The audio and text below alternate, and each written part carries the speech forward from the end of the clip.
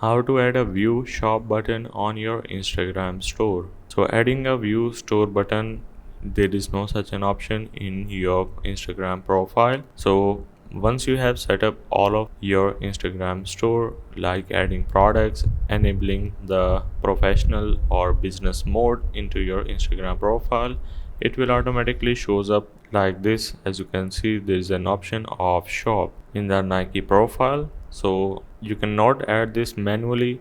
If your customers cannot see the shop option, that means it is not available in their particular region, because Instagram shop is not available in all the countries. So you need to make sure to keep that in mind.